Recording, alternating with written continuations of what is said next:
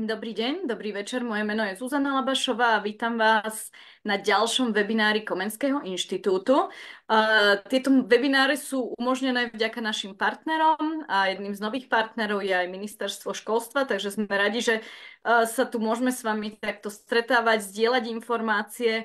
Budeme veľmi radi, ak sa do toho webináru budete aktívne zapájať aj vy.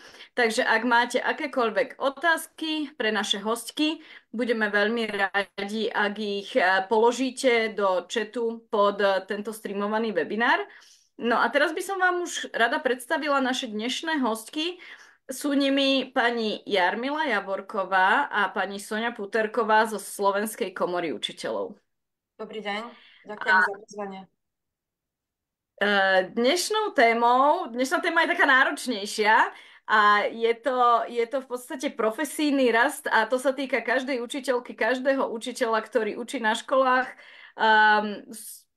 Budeme zdieľať veľmi praktické informácie, ktoré sa vás všetkých týkajú.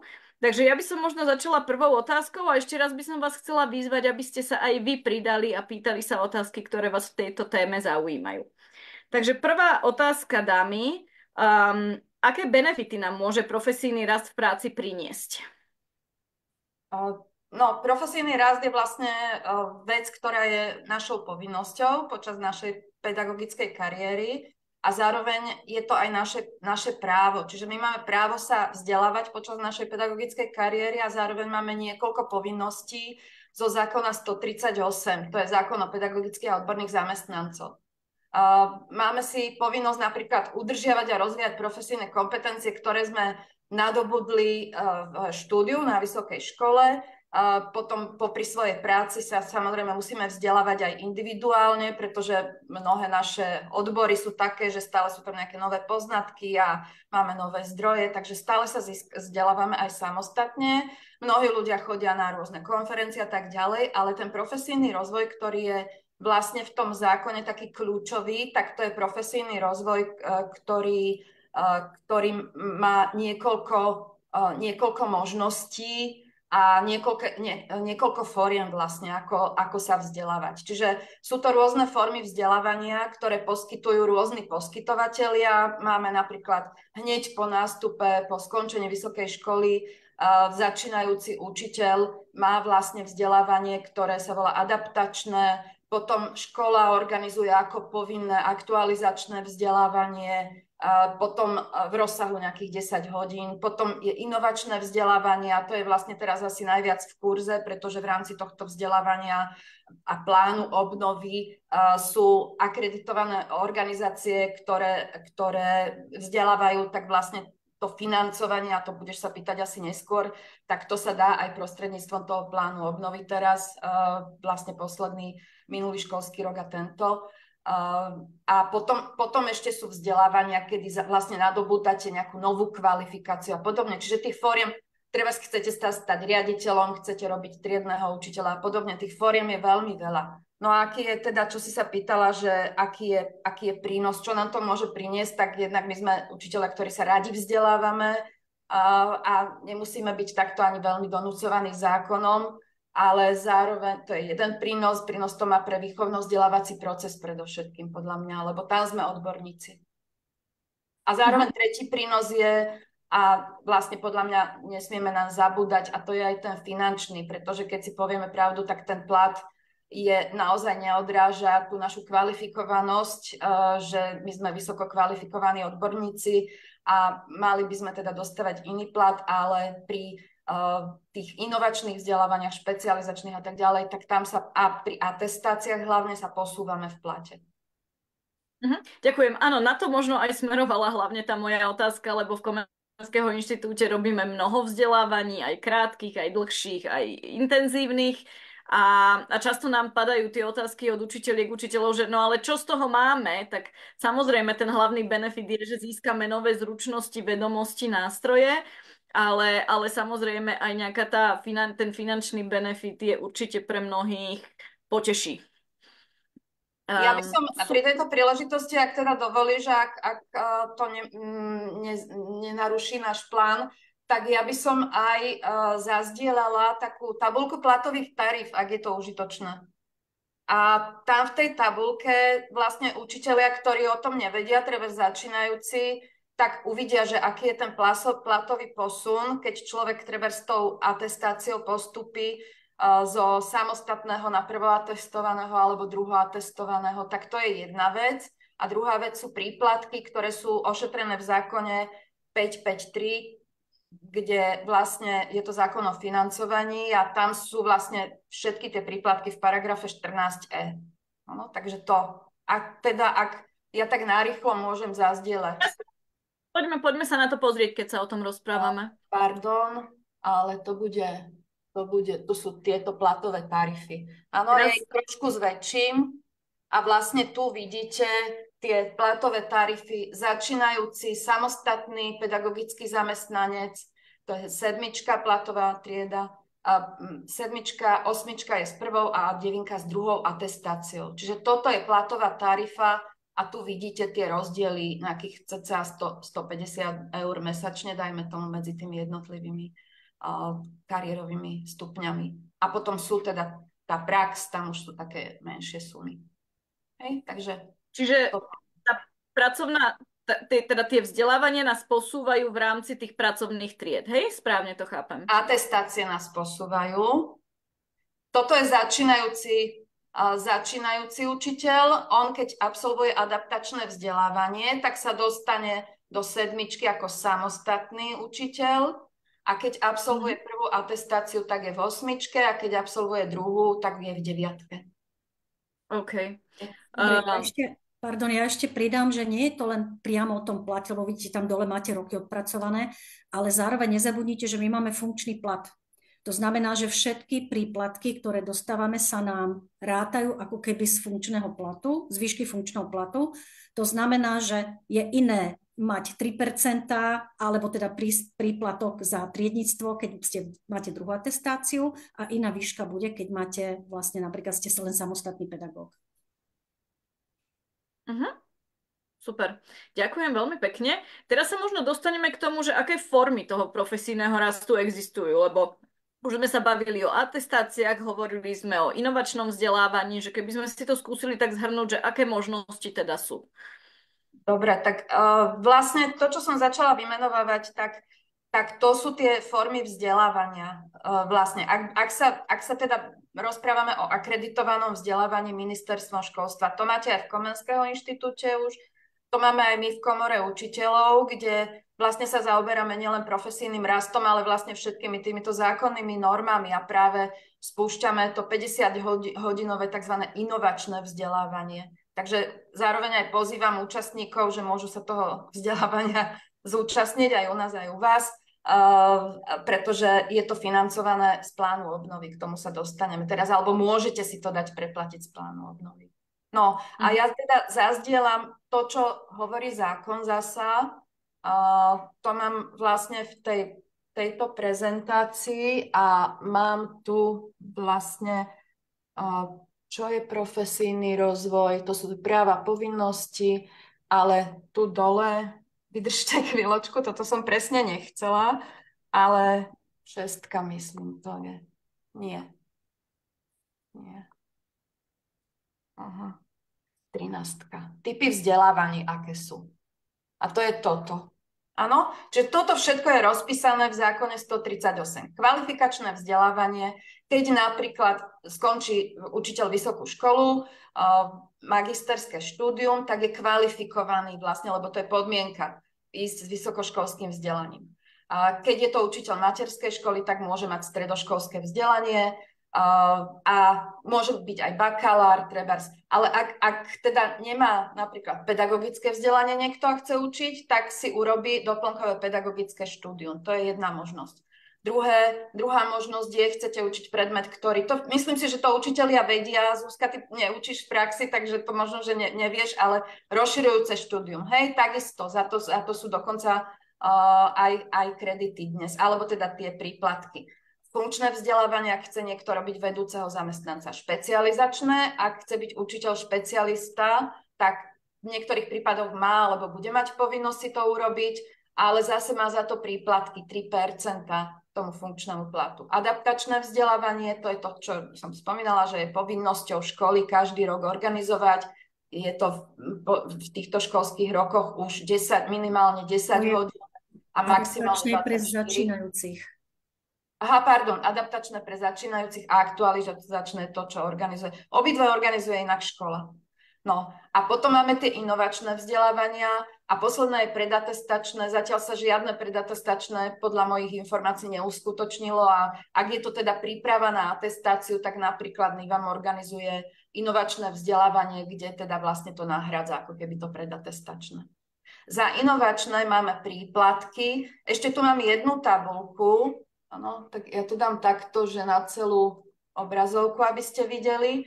A v tejto tabuľke je to vlastne všetko z toho zákona som rozpísala, rozsah hodín, kto poskytuje tie vzdelávania, čo vlastne tým získame. To je to, čo sme sa pýtali. Áno, a tu sú trebárs aj príplatky, áno, adaptačné pre začínajúcich, vlastne po ukončení sa stane ten začínajúci samostatným učiteľom, áno, alebo aktualizačné, to je nič, to je potreba školy. Tu sú príplatky 3% pri špecializačnom, za každé inovačné, za každých 50 hodín je príplatok 3%, maximálne do výšky 12%, áno. A potom kvalifikačné. Len aby som to možno objasnila, adaptačné vzdelávanie teda organizuje škola, a môže si pridať nejakých externých lektorov. Môže. Adaptačné vzdelávanie je vzdelávanie pre začínajúcich učiteľov. Pardon, aktualizačné. Áno, a ja si to myslím. Aktualizačné organizuje škola, ale môže požiadať aj nejakú inú organizáciu, treba z NIVAM, alebo nejakú organizáciu, ktorá vôbec nie je zriadená ministerstvom školstva, ale je v zozname ministerstva školstva. Ten zoznam všetkých akreditovaných organizácií je na webe ministerstva školstva. Čiže tam si každý učiteľ vie nájsť, že či tá organizácia je akreditovaná, alebo aj riaditeľ školy si vie nájsť, či je akreditovaná, či si ju môže pozvať. Aktualizačné vzdelávanie ešte podľa zákona doplním vždy, že môže aj pedagóg tej školy napríklad, keď ho určí vedúci zamestnanec a musí to byť teda pedagóg s druhou atestáciou. Môže tiež poskytovať vlastným kolegom to aktualizačné vzdelávanie. Ale to už je vo veci vedenia školy, alebo teda riaditeľa školy, ako a jeho kompetencii plnej, ako vyrieši vlastne to aktualizačné vzdelávanie. My máme povinnosť sa ho zúčastniť zo zákona. Áno. Ostatné nie sú povinné, ale zase riaditeľ školy, keď uzná napríklad, že nejaké kompetencie jeho zamestnancovi chýbajú, tak ho môže vyslať na nejaké vzdelávanie, že teda povie mu, že toto si doplň. Áno. A je to užitočné aj v tom, že napríklad si zvyšujete vlastne tú svoju kvalifikovanosť a malo by sa to odraziť aj v tom vašom financovaní v škole. Pretože tie nenárokovateľné zložky platu, ako je osobný príplatok, alebo ako je odmena, tak to všetko by malo zohľadňovať aj tieto kritéria. Je to priamo v zákone, že to hodnotenie pedagogického zamestnanca, tam keď chýba niečo, čo potrebujete pre svoju prax, doplníte si to vzdelaním a už to viete potom využívať, tak vlastne sa zlepší vaše hodnotenie. A ak má škola finančné prostriedky, tak to vie potom aj ohodnotiť v tej finančnej oblasti. A tu ešte, ja čo zdieľam, tak toto je webová stránka ministerstva školstva, kde sú vlastne všetky akreditované organizácie pre rôzne typy vzdelávaní, tak ako som hovorila. Áno? Takže ja neviem, keď máme, dám funkčné vzdelávanie, áno, tak tu sú tí poskytovatelia všetci.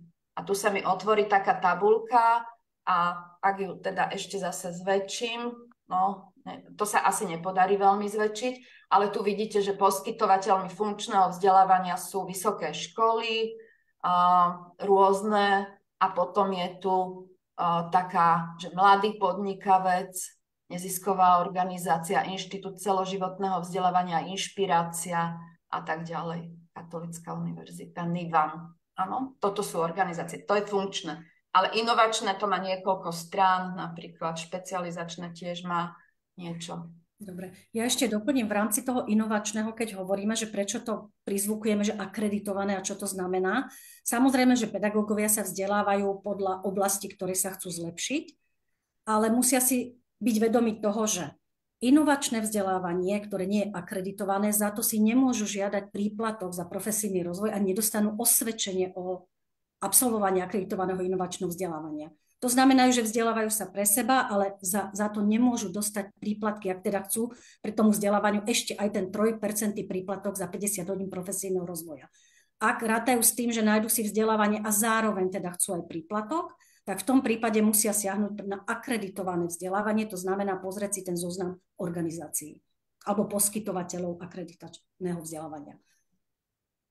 Okay, no, ono je to tak, že vlastne na tie osobné príplatky väčšinou nie je veľa peňazí. Čiže na niektorých školách nemajú, na niektorých školách majú vyššie, na niektorých iba teda také minimálne. Čiže ten riaditeľ nevie posúdiť alebo oceniť tých svojich učiteľov, že tento vynikajúci dá mu nejaký vysoký osobný príplatok, keď na to nemá toľko peňazí. Takže potom toto je vlastne jediná možnosť, jediná cesta. Ďakujem veľmi pekne. Je potrebné robiť si nejaký plán profesijného rozvoja? Je to povinnosť zo zákona. Plán profesijného rozvoja je vlastne dokument, ktorý robí škola na 1 až 5 rokov. Je to vlastne dokument školy, ktorá má sa nejakým spôsobom rozvíjať. Tá škola sama ako celok. A potom aj jej učitelia. Čiže vlastne učitelia si robia vlastné plány profesijného rozvoja a tie plány profesijného rozvoja vlastne sú aj dôležitým dokumentom pre učiteľa z toho dôvodu, že mohlo by sa stať, že ten riaditeľ ho nepustí na nejaké vzdelávanie. To sa stáva na školách, že teda sú takí riaditelia, ktorí nedbajú na to, aby učitelia vlastne sa rozvíjali. Naopak, niektorí riaditelia sú veľmi radi a posielajú na vzdelávania svojich učiteľov. Takže pokiaľ sa to stane, tak vlastne je to aj taká zábezpeka, že ak mám buď ten typ vzdelávania, nemusí to byť úplne konkrétne vzdelávanie, ale ten typ, alebo vlastne tie kompetencie, ktoré si chcem ďalej rozvíjať v tom svojom pláne, tak to je vlastne nutný dokument na to, aby riaditeľ nemohol povedať, že teda toho človeka tam nepustí. No pokiaľ mu to vlastne jediné, čo by mohlo zabraniť, je to, že vtedy sa, ja neviem, nejaké príjmačky odohrávajú alebo maturity a tak ďalej, kde organizačne potrebuje toho učiteľa, ale inak v podstate nie je dôvod nepustiť na také vzdelávanie. Je dobré dať si vlastne naozaj to vzdelávanie do toho plánu profesijného rozvoja, pretože keď ho tam máte, tak zase platia a nedá sa nevyužiť potom ďalšia možnosť pre nás pedagógov, pretože v rámci toho plánu profesijného rozvoja, ak máme naozaj riaditeľom schválený a teda zapísaný náš plán, to znamená, že vzdelávanie, niektoré sú do obeda, za 1 kalendárny rok má pedagóg, každý pedagóg, ktorý sa vzdeláva, nárok na 5 dní na vzdelávanie profesijného rozvoja s tým, že mu ide funkčný plat, plus keď si robí atestáciu, má nárok na 5 dní na štúdium, tiež s tým, že mu ide funkčný plat.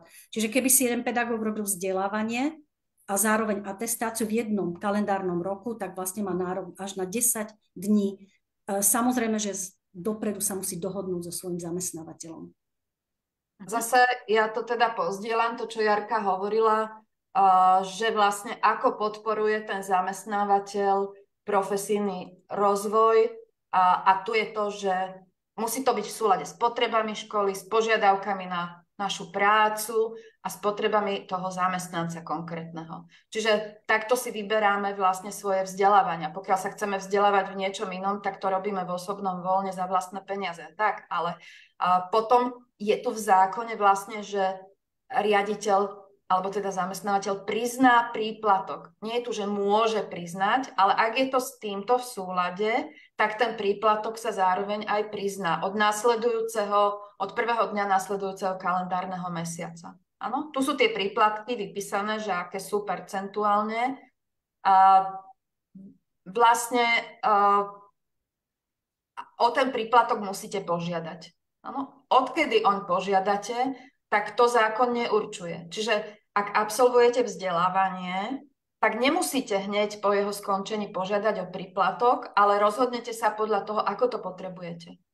No, dnes vlastne sa blížime k dobe, kedy mnohým ľuďom skončia tie pôvodné kredity, ktoré získali za vzdelávanie v tých minulých obdobiach.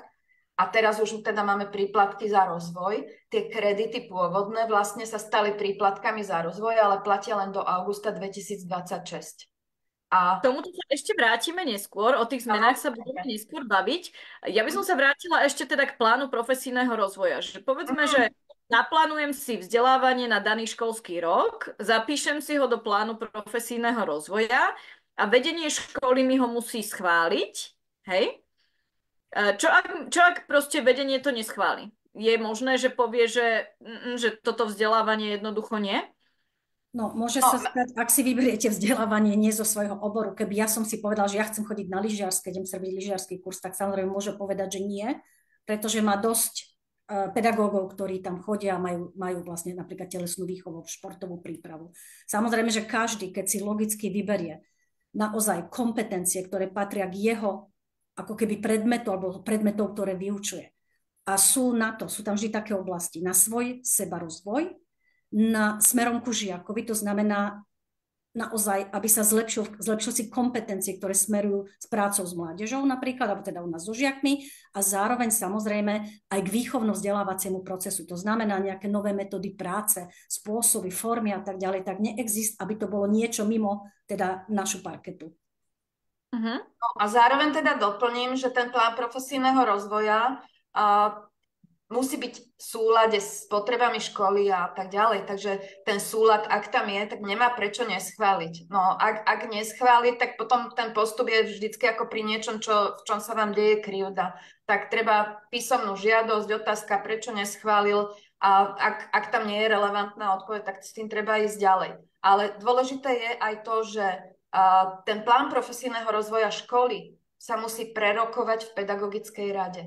Áno? A potom ešte sa vyžaduje dokonca aj súhlas zástupcov zamestnancov, ktorí pôsobia na škole. Čiže to je veľmi silná vec, že zástupcovia zamestnancov majú ten súhlas majú do toho, čo hovoriť. A potom vlastne on sa môže zároveň aj počas toho obdobia platnosti aj otvárať a doplňať. Čiže ak náhodou, že v priebehu toho školského roka si vieme nájsť nejaké vzdelávanie, tak ho tam vieme doplniť.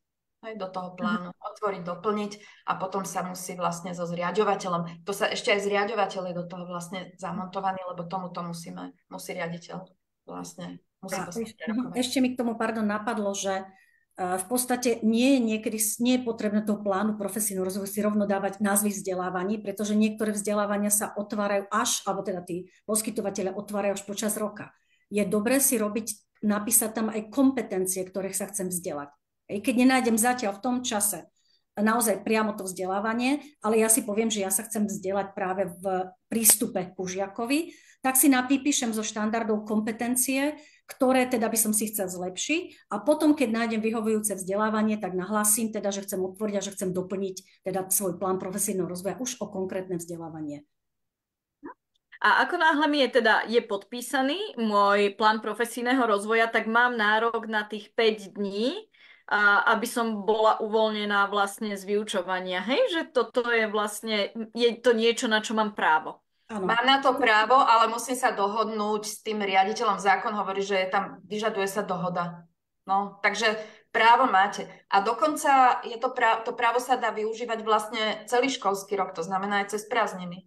Takže tam vlastne je taká praktická vec, že pokiaľ nejaké vzdelávanie sa organizuje cez prázdniny, a je to so súhlasom vlastne, je to v pláne profesijného rozvoja, tak idete a šetríte si dovolenku. To je také výhodné celkom, pretože my učitelia mnohých škôl máme málo dovolenky a keď máte 5 dní idete na vzdelávanie, tak vlastne tá dovolenka, to aj mnohí učitelia fakt nevedia, že sú na vzdelávaní počas svojej dovolenky. A to nemusia robiť, lebo oni naozaj počas tých dní vykonávajú vlastne pracovnú činnosť. Takže prečo by mali čerpať dovolenku?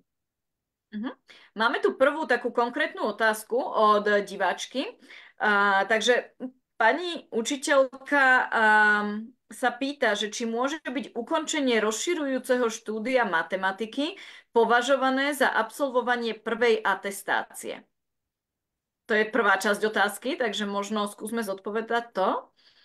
Náhrady atestácie sú uvedené v zákone, to pani učiteľke aj môžem ukázať. Pardon, zákon, áno. Ale mám to tu aj v prezentácii. Stále Tak, sme v zákone strpenia, poprosím. 138. Dobre, kým nájde Soňa, stále sme v zákone 138, čo je zákon o pedagogických zamestnancoch, odborných zamestnancov, kde cca od paragrafu 48, to znamená skoro polovička celého zákona sa venuje práve profesijnému rozvoju a tam nájdete v jednotlivých paragrafoch aj rozpísané jednotlivé typy vzdelávania, kto ich poskytuje, ako má vyzerať to vzdelávanie, ako sa ukončuje to vzdelávanie a zároveň tam potom máte všetky podmienky a možnosti tohto vzdelávania. A samozrejme potom v dodatkoch na konci sú aj teda náhrady atestácií. Áno, rozširujúce štúdium nie je náhrada atestácií, sú za to príplatky, ale tie náhrady atestácií, tam je rigorózna skúška napríklad, je náhradou prvej atestácie. A je to v paragrafe 30. Hej? Aj prvej, aj druhej. Všetky náhrady sú vypísané v paragrafe 30 zákona 138. Áno? Čiže napríklad aj vysokoškolské vzdelanie 3. stupňa a tak ďalej, ale tam je to veľmi komplikované, pretože tam máte, že bude to v tom obore, v ktorom pôsobíte, alebo v inom obore a potom je to náhrada prvej alebo druhej atestácie. Takže treba si to preštudovať. OK, takže odpoveď vlastne rýchla je, že ukončenie rozširujúceho štúdia matematiky nie je považované za náhradu alebo za absolvovanie prvej atestácie. Zároveň si, Soni, ty spomínala, že sú za to nejaké príplatky, za to rozširujúce vzdelávanie. A tá ďalšia otázka znela, že ako postupovať, aby možno tie príplatky boli pani učiteľke priznané. Požiadať riaditeľa školy. Písomne. Písomne. Čiže písomná žiadosť s tým, že vlastne bude nejakým spôsobom vydokladované, že to rozširujúce vzdelanie bolo absolvované. Áno. A od prvého dňa následujúceho mesiaca už ten príplatok by mal byť vyplatený. Super. Dobre, tak čakáme, kľudne dávajte akékoľvek praktické otázky alebo aj všeobecné, ktoré vás v tejto téme zaujímajú. Budeme čakať na ďalšie otázky a zatiaľ budeme pokračovať v tej našej diskusii takej všeobecnejšej. Tá ďalšia otázka, ktorú mám, je, že čo nám určuje profesijný štandard? Jarka, odpovieš ty? No, profesijný štandard je vlastne súbor kompetencií, ktoré my, pedagogicko-odborní zamestnanci, už máme, alebo budeme chcieť vedieť. To znamená, že sú to kompetencie smerom k žiakovi, výchovno-vzdelávaciemu procesu a k sebe samému, čiže k svojmu vlastnému profesijnému rastu a rozvoju. A delia sa teda na tieto 3 časti, rozdelené sú na vlastne všetky tie kariérové pozície, dokonca kategórie, podkategórie a podľa nich si vlastne vieme určiť a vieme si pozrieť, že ktoré kompetencie v rámci toho, či som samostatný učiteľ s prvou, s druhou atestáciou mám vedieť alebo mám naplňať. To je tak všeobecne zatiaľ. Jak teda doplním, paragraf 41 určuje, že je to súbor profesijných kompetencií potrebných na zaradenie do nejakého vyššieho kariérového stupňa. Áno, čiže vy, keď vlastne chcete ísť do vyššieho kariérového stupňa, napríklad chcete si robiť tú prvú atestáciu, tak musíte mať všetky tie kompetencie potrebné pre prvú atestáciu už získané. Tie si zdokladujete nejako a idete na skúšku a overia vám vlastne tie vaše profesijné kompetencie. Áno, tak to je profesijný štandard, či ich všetky spĺňate. No a užitočné to je vlastne na to, že ideme platovo vyššie, zároveň teda tú kvalifikovanosť máme stále vyššiu. No, môžem to aj zazdieľať, keď chcete, že ako to vyzerá. Ak niekto teda bude mať záujem neskôr, či môžeme teraz sa na to pozrieť. Takže pozrieme teraz. Dobre, tak ja vám len poviem, že len tak klasicky, že poď zdieľať, už by sa to malo. Kým Jarka zdieľa, no áno. Takže to dám prezentáciu, len tak vám to poviem, že čo to vlastne, aby si to každý naozaj uvedomil. Keď sa pozrieme, že čo je to teda ten štandard, kde ho hľadať, tak stačí, keď si vygooglite pokyn ministra číslo 39 z roku 2017 a samozrejme, že zavesené je to na Minedu, čiže rovno vás presmeruje na Minedu a vy si ich stiahnete. Oni, keď sa pozriete, tak sú rozdelené na 3 časti podľa oblasti vzdelávania, ktoré máme. A to je to, čo som hovorila. Že Jarka, nerobí. Aha, tak ešte raz to stopnem. Vidíme iba ten prvý slajd. Ja ešte raz zašerujem. Niekedy sa to robí. Tak už by to malo ísť. Dobre, takže zašerujem.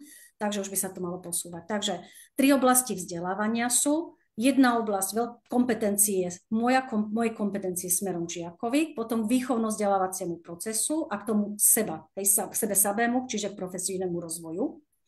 A ja vám len tak ukážem, aby ste vedeli, pretože toto je vec, aby ste vedeli, že vždy, keď budete hovoriť, že kompetencie číslo, tak všetky kompetencie, ktoré sú, že jednotka žiak, tam sú spoločné kompetencie, ktoré potom majú podbod, teda jeden bod 1, jeden bod 2, jeden bod 3. Prvá je, že identifikovať vývinové individuálne charakteristiky žiaka, to musí vedieť každý z nás. Identifikovať psychologické sociálne faktory učenia sa žiaka, a potom sociokultúrny kontext vývinu žiaka.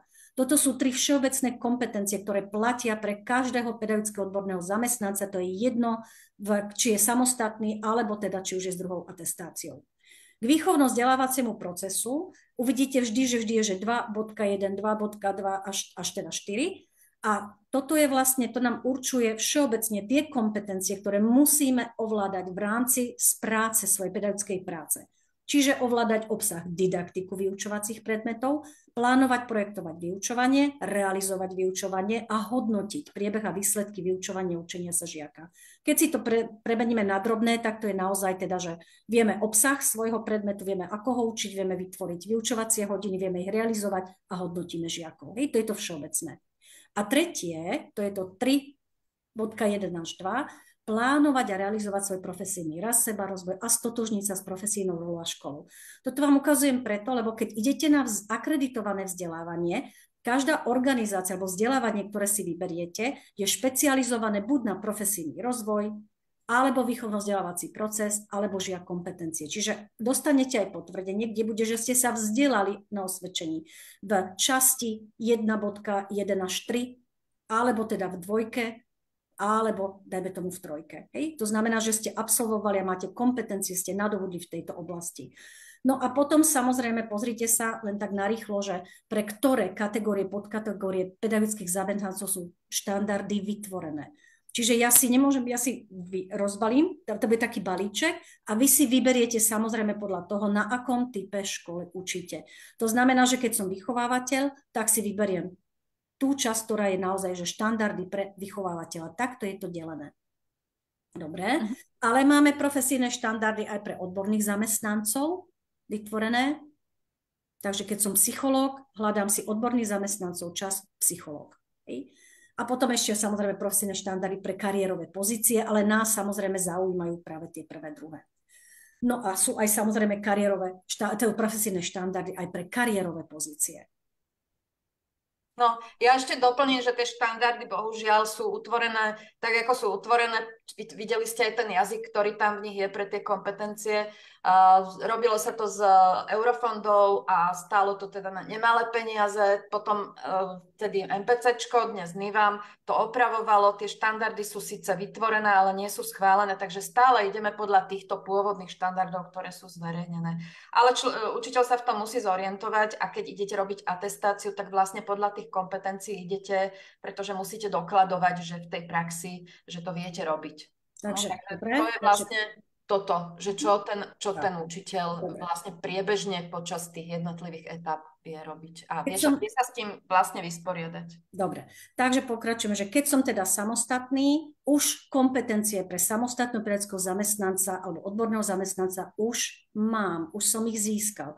Čiže ja budem musieť vždy si pozrieť tie štandardy, ktoré sú určené pre pedagogického zamestnanca s prvou. Ak už prvú mám, musím dokázať, že som nadobudol tie, ktoré sú pre pedagogického zamestnanca s druhou atestáciou. Dobre?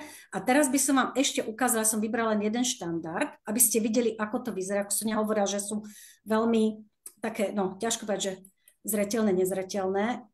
naozaj, ale dôležité je, že v zákone je, že musíte naozaj všetky tie kompetencie musíte ako keby, ako sa povie to slovo, že musím ich musíte dokázať. preukazovať, dokázať, dokladovať nejakým spôsobom, ktorý zákon určuje, že ako.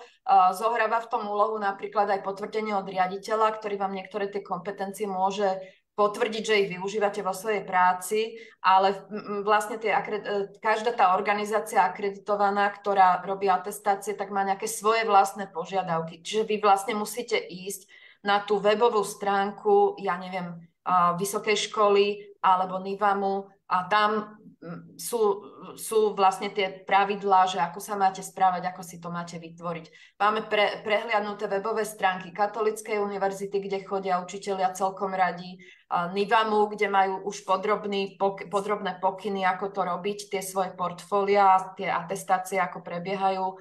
A máme aj Trnavskú univerzitu, ktorá to má tak jednoducho. Každá to má nejak inak, takže potom sa treba orientovať podľa toho, čo tie vysoké školy majú. Dobre, a ja vám teraz ukážem vlastne, ako to je robené, aby ste to len videli, aby ste sa nezlakli, keď ich otvoríte. Vždy, teraz ja som vybrala, lebo vidíte, to je príloha číslo 3, čiže keď som učiteľ pre nižšie stredné vzdelávanie, to znamená 2. stupňa základnej školy. Toto sú kompetencie pre mňa, pre nikoho iného. Každý si vyberá svoje. Tu máte tie 3 oblasti na začiatku a potom už len rolujete, pretože tu máte kompetencie pre začínajúceho učiteľa, ale tie, ako náhle absolvujete adaptačné vzdelávanie, už máte nadobudnuté. Takže musím ich. Tu vidíte, že je to výchovno-vzdelávacia činnosť, aj plánovať, projektovať, vyučovanie. Ale keď sa pozriem, teraz ja hľadám, je to tak nezreteľne, ja vždy odporúčam, že vytlačte si ich, lebo sa urolujete. Dobre? A teraz pozrite sa tu tak nenápadne, samostatný učiteľ 1. stupňa, to už som, keď som skončil. Už som. Čiže ja som na 2. stupňa základnej školy, to znamená, že som samostatný učiteľ. To už mám. Ja chcem prvú atestáciu. Toto všetko už mám. Takže hľadám a rolujem dole, kde bude prvá atestácia. Takže musím si počkať až nezabudnite až ten profesijný rozvoj, až po ňom. A tu už to bude šup a už som, že učiteľ s prvou atestáciou. To znamená, že ja keď chcem ísť na prvú, tak ja si musím pozrieť tieto kompetencie. Tu mám všetky kompetencie, ktoré sú tak, ako sme si dali. Jednotku sme si povedali, že je smerom žiakovi, ale tu už máte rozpracované. Dobre? Vás zaujíma, toto sú požadované, čo už máte, a vás zaujíma preukázanie kompetencií. Vy budete v rámci obhajoby portfólia na atestácii preukazovať tieto kompetencie. Neznamená to, že nejakým spôsobom naberiete 50 písomiek a ukážete 50 písomiek, alebo koľko robíte so žiakmi, to nie je o tom.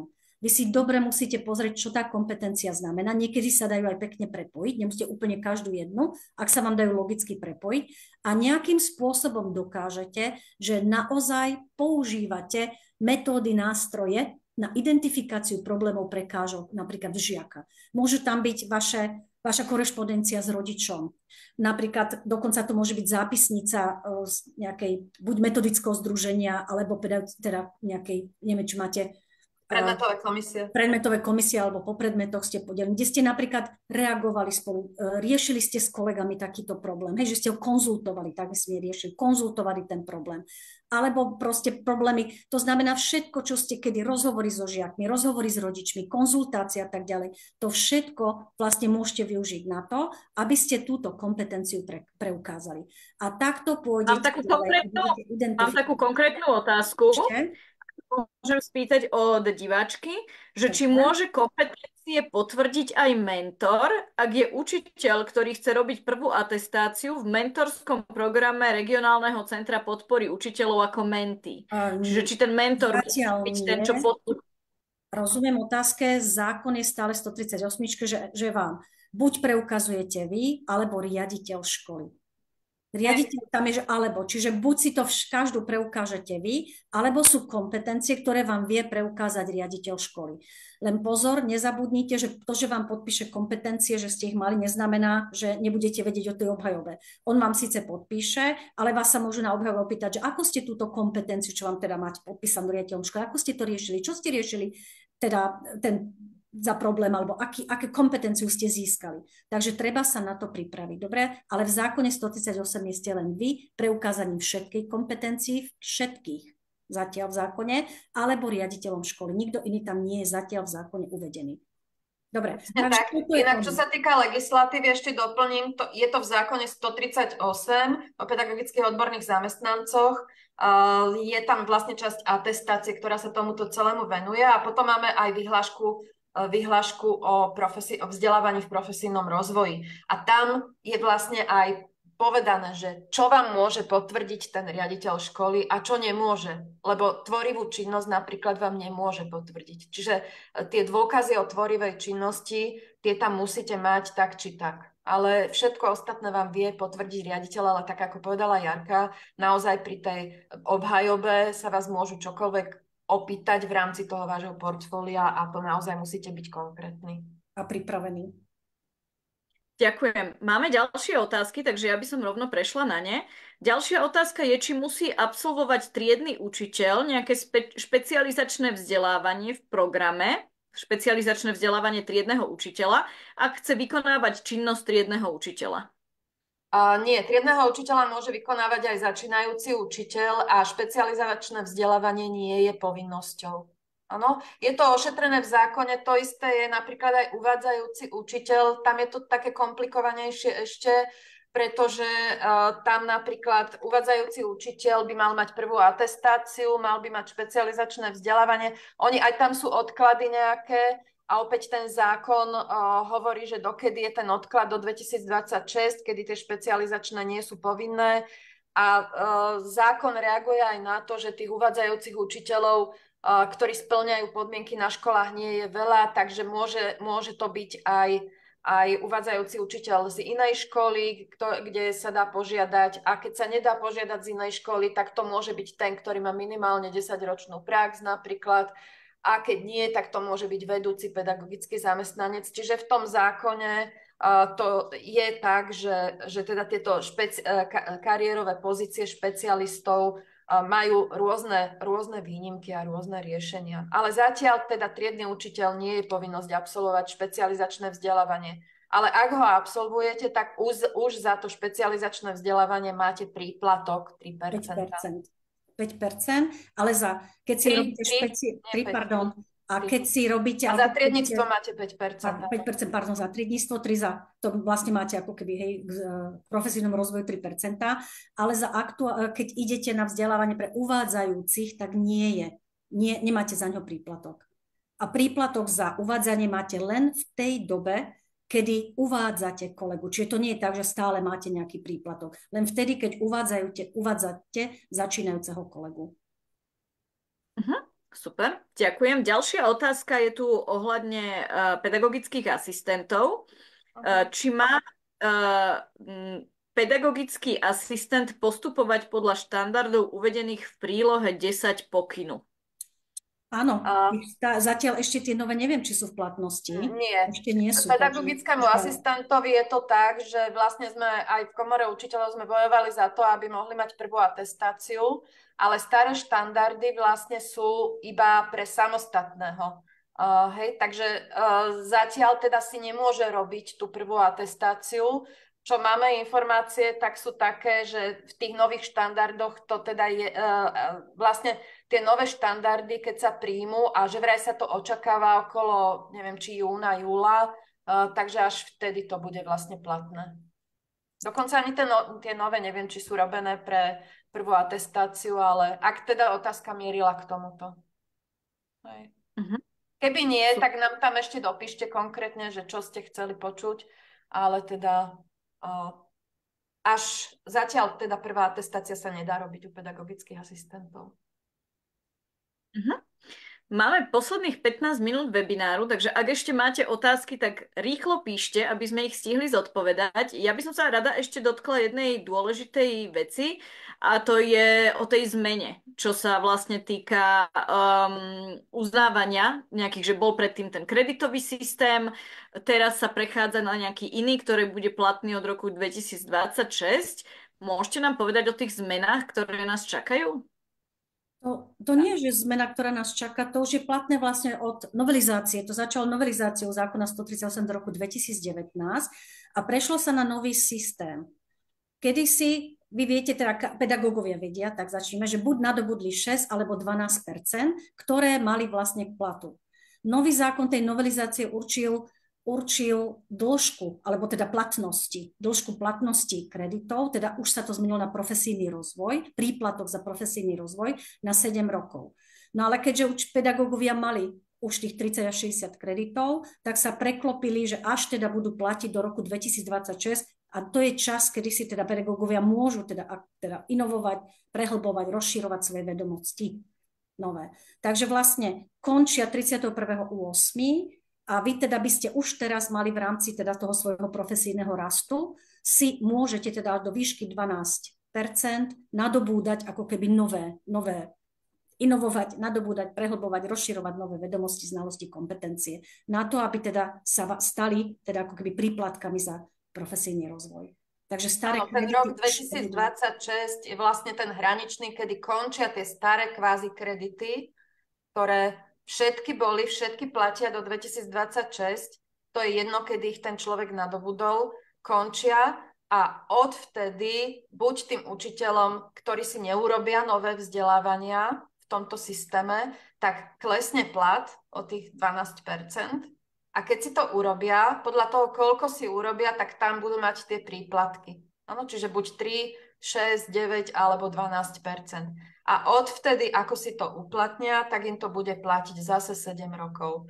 A počas tých 7 rokov zase sa budú musieť vzdelávať a zase to bude platiť 7 rokov. Takže takto nás, akože nevyjadrím sa úplne pekne voči ministerstvu školstva a voči vláde, ale vlastne nás relatívne aj šikanujú. Hej, napriek tomu, že my sa teda radi vzdelávame a v podstate to aj potrebujeme pre svoju profesiu, tak ja to považujem osobne za takú formu šikany učiteľov, kedy mnohokrát sa to stáva, že naháňame vlastne tie príplatky, aby nám neklesol plat.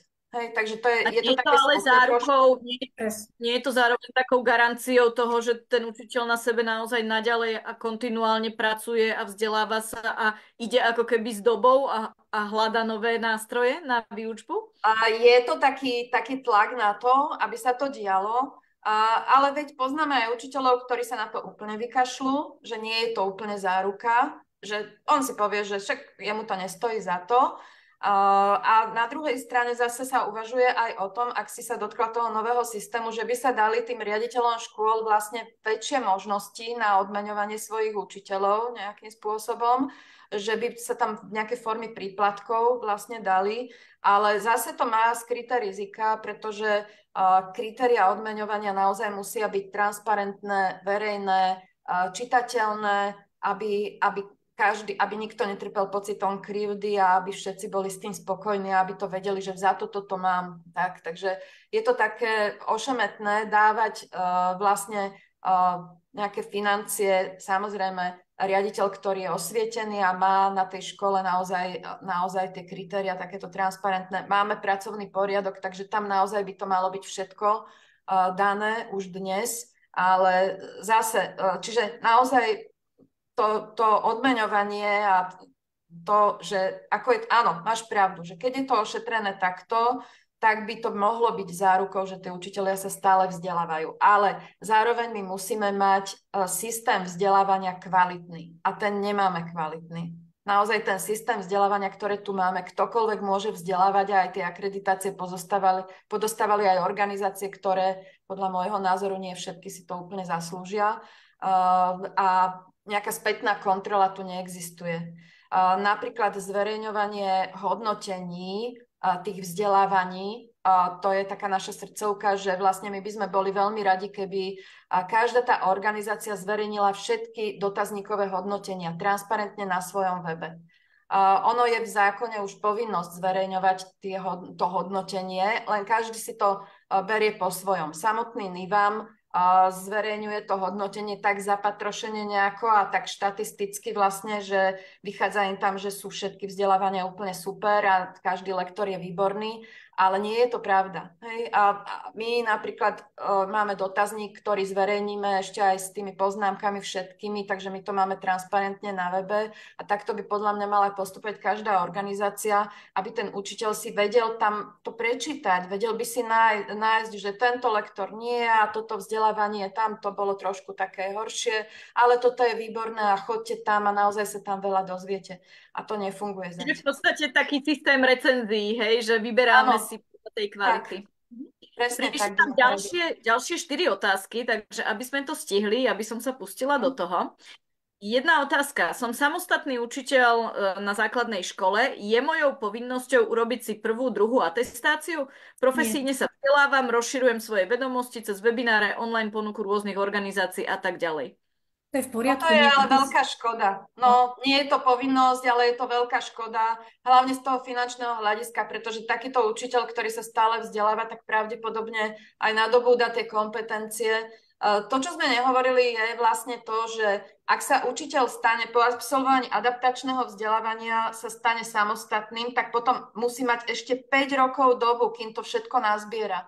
A za túto dobu sa naozaj všetko dá nazbierať tak, aby potom mohol požiadať o tú atestáciu. A takto by sme aj radi vyzvali všetkých učiteľov, že aby si to robili, aby sa toho vôbec nebali. Lebo naozaj si nemyslím, že to je taký strašiak, že by sa tomu mali vyhýbať a veď každý potrebuje peniaze. A ide aj o to, že je to vlastne, to je vaša kvalifikácia. Vždy ostaňte, viete, možno kredity skončia, príplatky, všetko skončí, ale vy ostanete, stále budete už učiteľ alebo pedagóg s prvou atestáciou alebo pedagóg s druhou atestáciou. Tú kvalifikáciu budete mať, nech prejdete na akúkoľvek inú školu. To vám ostáva. Hej, lebo každá tá atestácia je pre danú kategóriu. Čiže keď som učiteľ, to je jedno, či som na základnej škole, na strednej škole, na prvom stupni, druhom stupni, stále mám tú atestáciu. Super, ďakujem. Potom len také upresnenie možno, že za špecializačné vzdelávanie uvádzajúci učiteľ, či nie je príplatok 3%. Bohužiaľ nie. Všimli sme si to rôzne skoro, že tam nie sú vlastne všetky tie špecializačné vzdelávania s príplatkom. A nájdete to, ešte raz zopakujem, je to v zákone 138, áno, ale jednoduchšie sa to hľada, keď idete do 553, zákon o odmeňovaní, áno, a tam paragraf 14e, tam sú všetky tie príplatky a máte tam vlastne také tie odkazy na zákon 138. Čiže takto si to viete, neviem vám presne ten paragraf 138 nájsť, ale keď chvíľočku možno pohľadám, tak to vygooglím. Ďalšia otázka je, že či existuje nejaký odporúčaný alebo praxou overený formulár, šablóna na písanie plánu profesijného rozvoja zamestnanca. Nie, škola si ho robí sama. A ono medzi školami kolujú nejaké formuláre, ale naozaj treba si ho urobiť. Sú také odporúčania, že tak ako sme tu hovorili, že nemá byť príliš konkrétny, to znamená, že tam nemusia byť vypísané tie jednotlivé vzdelávania, ale stačia tam tie kompetencie, v ktorých sa škola ide rozvíjať, alebo potom tie jednotliví učitelia, ktorým smerom. Čiže to nemal by byť naozaj veľmi obsiahlý a nemusí tam byť to, že kam smerujem a kam som sa posunula, alebo takéto veci, to naozaj tam nie je nutné mať, pretože tam si človek napíše čokoľvek, ale keď sa nad tým zamyslí a zauvažuje, tak potom vie, že ktorú kompetenciu by si mal rozvíjať. Je to Ďalšia dobré, otázka. je to dobré, že to nie je tak presne dané, pretože každá škola má svoje špecifické potreby. Takže ten profesijný rast sa môže zamerať presne na tú potrebu tej školy, regiónu a tak ďalej. Ďalšia otázka je, že či rozširujúce štúdium je platné celoživotne teda, že rozširujúce štúdium je platné celoživotne, ale príplatok si možno uplatniť iba raz po dobu 7 rokov. To je otázka. Áno. OK, čiže je to vlastne iba 7 rokov si to viem uplatňovať a potom už napriek tomu, že mi to platí, už to nezohľadňuje sa vlastne v tej výške platu. Príplatky všetky platia 7 rokov, také za profesijný rozvoj. Dobre. Otázka ďalšia, či je možné absolvovať vzdelávanie aj počas materskej dovolenky? Áno, ale je to so súhlasom riaditeľa. Absolvovať môže, samozrejme, kedykoľvek, a súhlas riaditeľa je, tam sa vyžaduje, pokiaľ sa vráti na tú istú školu a naozaj teda chce si to uplatniť, tak mal by ten riaditeľ byť o tom informovaný a súhlasiť.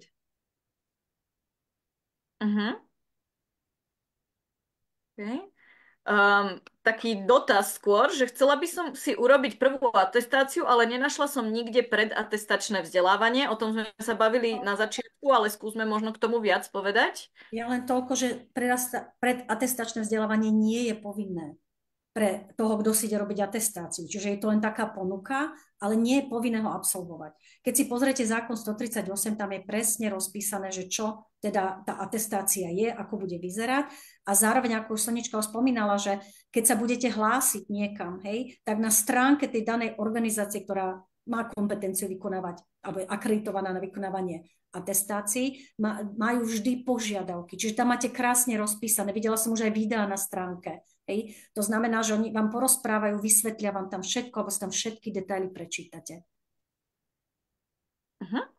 Ďalšia otázka, že len také akože uistenie, či poslucháčka dobre porozumela, že uvádzajúceho pedagóga môže robiť aj učiteľ, ktorý nemá prvú atestáciu, ak má aspoň 10 rokov praxe.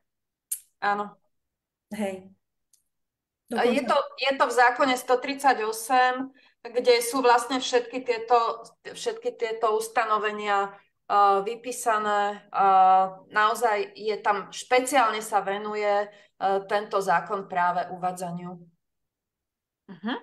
Nezabudnite, príplatok nie za vzdelávanie a dostávate príplatok za uvádzanie len po dobu a len vtedy, ak niekoho uvádzate, aby ste si nemysleli, že urobíte si to vzdelávanie a budete mať príplatok 7 rokov. Nie, len vtedy, keď uvádzate. Tu je taký dlhší komentár, takže ja ho prečítam. Novela zákona účinná od 1.9.2023 umožňuje zaradenie pedagogického asistenta do kariérového stupňa pedagogický zamestnanec s prvou atestáciou, paragraf 28 odsek 3. Som samostatný pedagogický asistent, našla som štandardy v prílohe 10 na stránke NIVAMu nie. Prešla som si tiež profesijný štandard pedagogického asistenta, vymedzený a prezentovaný v rámci záverečnej konferencie národného projektu Teachers NIVAM 2022. Ešte nie sú platné, myslím, že nevstúpili do platnosti tie nové. Presne tak. Tuším 29, alebo koľko ich urobili, ale ešte nie sú platné. Oni musia byť splatné, to znamená, že zase pokyn ministra, musí to byť zverejnené na stránke ministerstva školstva, ale keďže neboli také, ako sa vyžaduje, tak zatiaľ teda nie sú ministrom podpísané a tým pádom robia sa tam zmeny a ako zopakujem ešte raz, tie zmeny sa majú zapracovať a potom teda niekedy, ako to obvykle býva, tak niekedy v lete by mohli vstúpiť do platnosti. Ale to sa nedá zaručiť nejako, pretože nevieme, aký pohľad bude mať na to nový minister školstva a či tie zmeny sa zapracujú tak, ako je to žiaduce, tie pripomienky, ktoré k tomu dostali a tak. Takže naozaj nevieme predpovedať, že kedy to bude, ale veríme, že čo najskôr, lebo tí asistenti by veľmi radi sa... Akože, najhoršia je situácia, keď učiteľ sa stane pedagogickým asistentom a klesne s platom výrazne, takže to naozaj neuznávajú sa im tie atestácie, takže to je také smutné veľmi. No. OK, potom je tu taká len poznámka, ale možno budete mať nejakú aktualizáciu, že či sa nechystá zmena, ale vlastne je tu komentár, že ak by sa nemuseli robiť skúšky a práca k atestácii, tak by sa na to dalo možno viac učiteľov. No, Práca sa nemusí robiť. To je práve to oproti tomu starému zákonu, to, čo si hovorila, že vlastne tie kreditový systém a tak tam to bolo vlastne ten systém taký, že zbierali ste si kredity, keď ste ich mali dosť, tak ste ich mohli použiť na to, aby ste sa mohli prihlásiť na atestáciu. A tá atestácia spočívala v tom, že sa vypracovala práca. Teraz to už tak nie je. Podľa mňa je tento systém lepší pre učiteľa. Lebo kredity, alebo teda ten príplatok za vzdelávanie je od toho úplne oddelený. A čo sa týka atestačného konania, tak vlastne tá 5-ročná prax vám zaručuje, že si nazbierate dostatok materiálov na to, aby ste to mohli použiť do svojho portfólia. Čiže teraz máte len to portfólio. Nič Čiže, iné, práca nie. čiže miesto práce máte obhajobu atestačného portfólia. To znamená tých štandardov, ktoré som vám ukázala. Čiže vlastne vytvorím si portfólio, ktoré vlastne buď nejakým spôsobom potvrdí riaditeľ, alebo ja sama ako učiteľka na základe nejakých výstupov. A Čiže potom následne... Kompetencie vám potvrdí riaditeľ. Niektoré kompetencie si vy doložíte svojou prácou, pedagogickou prácou. A následne to portfólio vlastne si potrebujem obhájiť. Áno, to je už súčasťou atestačného konania. Hej, vy ho pošlete, potom vám pošlú naspäť, že či tam niečo chýba, aby ste si ho doplnili, prepracovali a podobne, či tam máte všetko, čo má obsahovať a potom vlastne si ho opravíte, doplníte podľa pokynov, pošlete znovu a to bude potom súčasťou toho atestačného konania obhajoba vášho portfólia. To je vlastne, keď niektoré tie kompetencie sa v škole naozaj nedajú naplniť, keď človek, idete na druhú atestáciu, tak tam nie je, že ostatných kolegov organizujete, vzdelávate a tak, pokiaľ nie ste napríklad vedúci predmetovej komisie. Čiže tieto kompetencie vy neviete na vašej škole naplniť, takže to vám nemôže ani riaditeľ potvrdiť. Ale možno, že ich máte a to by sa malo na tom predatestačnom vzdelávaní nejako zistiť, lebo žiadny dôkaz neviete zabezpečiť, keď to nevykonávate.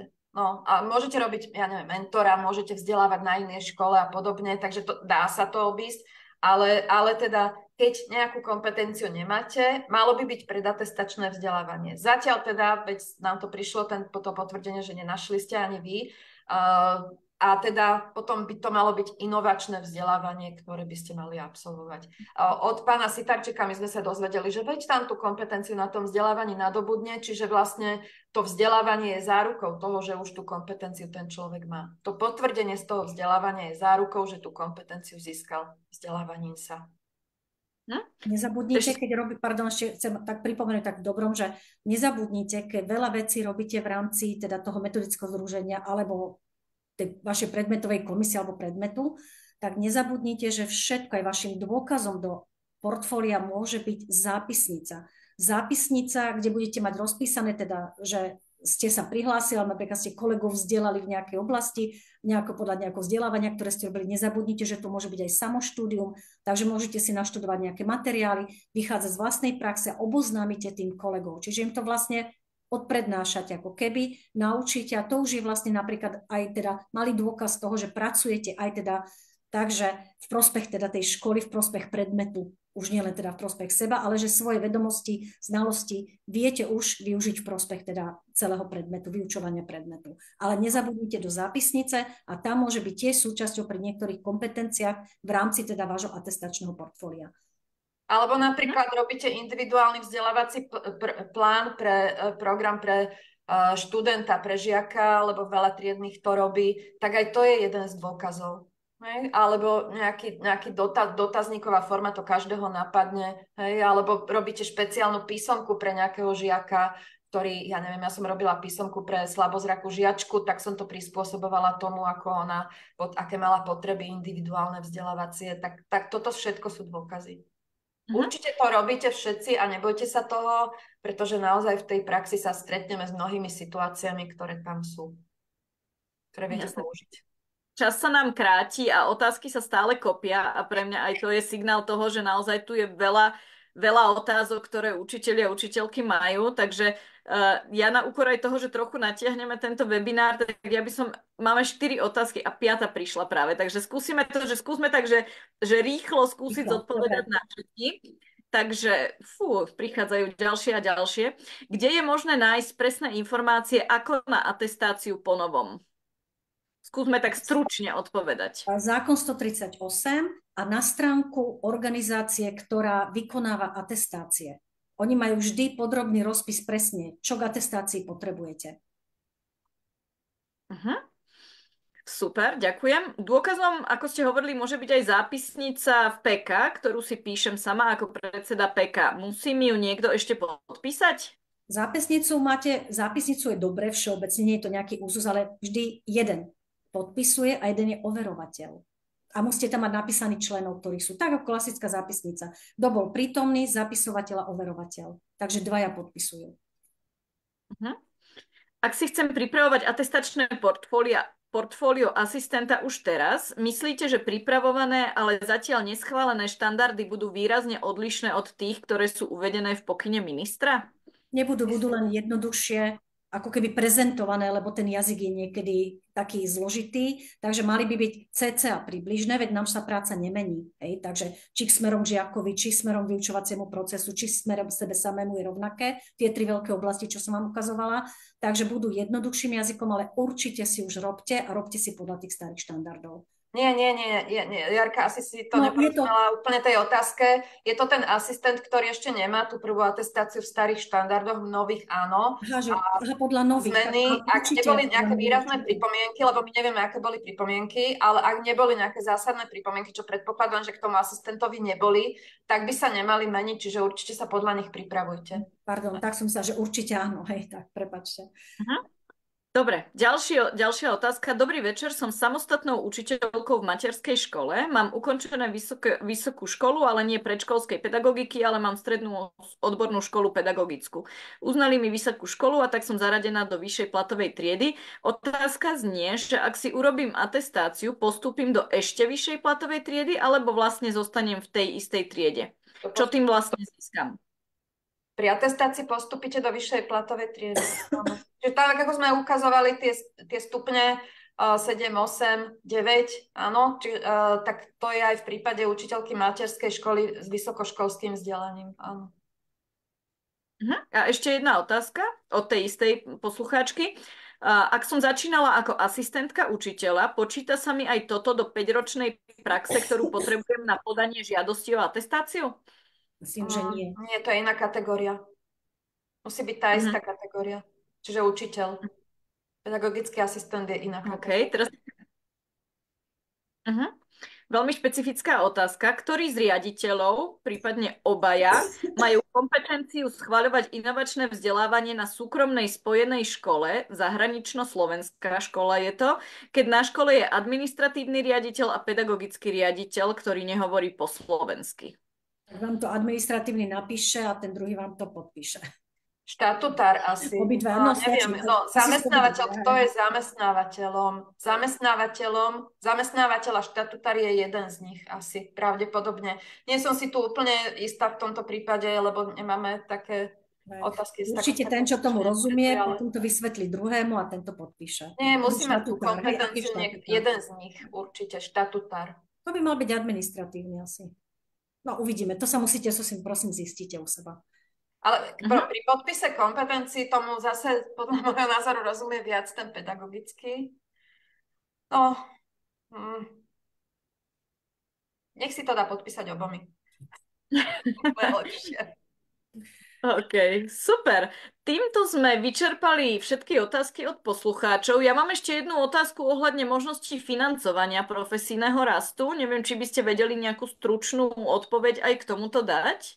No financovanie je vlastne zo zákona 138 zase, kde je to rozpísané, že buď si to teda financuje človek sám, alebo mu to financuje škola, pokiaľ jej to finančné možnosti dovolujú, alebo je to zo štrukturálnych fondov napríklad, alebo z plánu rozvoja teraz.